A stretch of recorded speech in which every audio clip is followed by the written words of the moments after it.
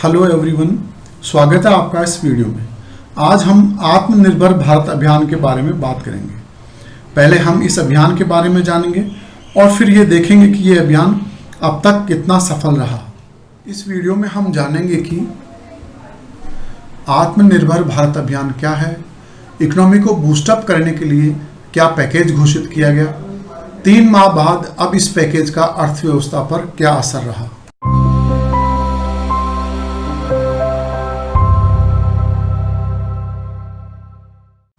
योजना कब शुरू हुई? प्रधानमंत्री नरेंद्र मोदी ने 12 मई 2020 को राष्ट्र के नाम अपने संबोधन में इसका सबसे पहले जिक्र किया था। बाद में वित्त मंत्री निर्मला सीतारमण ने लगातार 5 चरणों में इस अभियान की विस्तृत रूपरेखा जारी की और कुल 20 लाख करोड़ रुपए के राहत पैकेज की घोषणा की। क्या है आत्मनिर्भर भारत अभियान? इस अभियान से आशय विदेशी वस्तुओं के बहिष्कार से नहीं है, जैसा कि सोशल मीडिया पर प्रचारित किया जा रहा है, बल्कि यह है कि जिन वस्तुओं का हम भारत में निर्माण कर सकते हैं उनका देश में ही निर्माण करें।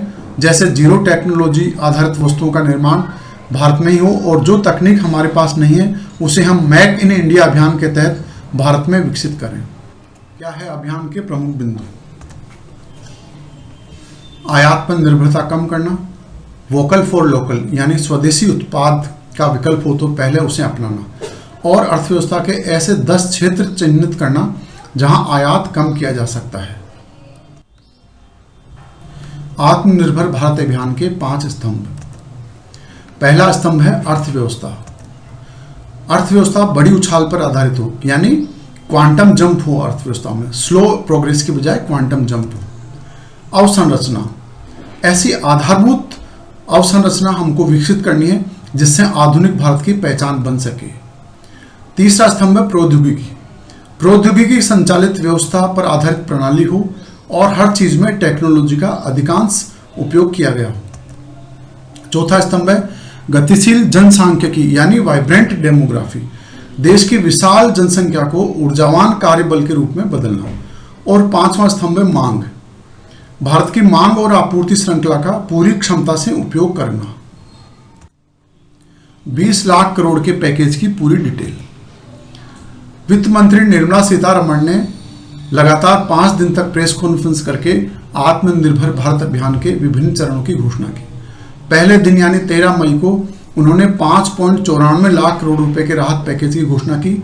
इसमें से अकेले 3 लाख करोड़ रुपए का पैकेज MSME सेक्टर यानी micro small and medium entrepreneurs के लिए था। दूसरे दिन 14 मई को 3.10 लाख करोड़ रुपए के राहत पैकेज की घोषणा की गई, जो कि लॉकडाउन के दौरान बेरोजगार हुए मजदूरों के लिए था और इसमें अन्य लोगों के लिए भी घोषणाएं की गई थी। तीसरे दिन यानी 15 मई को 1.5 लाख करोड़ रुपए की घोषणा की गई थी, जो कि खेती के बुनियादी ढांचे को मजबूत करने के लिए था। चौथे और 5वें दिन 48,100 करोड़ रुपए की विभिन्न घोषणाएं की गई थी। योजना की समीक्षा, अब तक कितनी सफल रही ये योजना, इस बारे में हम देखते हैं। इस अभियान को 13 अगस्त 2020 को 3 माह हो जाएंगे। MSME सेक्टर को सरकार ने सबसे बड़ा पैकेज 3 लाख करोड़ रुपए का दिया था। इसमें सरकार ने आपातकालीन क्रेडिट गारंटी योजना शुरू की थी। इसके तहत उद्यमियों को एक निश्चित सीमा तक बिना गारंटी के, बिना किसी सुरक्षा, कोलेटरल सुरक्षा के लोन दिया जाना था। लेकिन अभी ये पता चला है कि आपातकालीन क्रेडिट गारंटी योजना के बावजूद उद्यमियों को ज्यादा कर्ज नहीं मिला। रिजर्व बैंक ऑफ इंडिया की क्रेडिट रिपोर्ट के अनुसार मार्च 2020 की तुलना में जून में MSME सेक्टर को जारी कुल कर्ज 9.4% घट गया। जून में इस योजना में 90,000 करोड़ रुपए के लोन स्वीकृत किए गए थे। इनमें से 45,000 करोड़ रुपए का लोन ही वितरित किया गया। योजना में अरुचि की क्या वजह रही? दैनिक भास्कर में रिजर्व बैंक की रिपोर्ट के हवाले से प्रकाशित एक समाचार के अनुसार कोरोना काल में अर्थव्यवस्था के अनिश्चिततापूर्ण माहौल के कारण उद्यमियों ने ज्यादा लोन नहीं लिया। दूसरा, इस योजना में लोन को वापस चुकाने की अवधि मात्र 3 साल थी, जो उद्यमियों को कम लग रही है, इसलिए भी उद्यमियों ने इसमें रुचि नहीं दिखाई।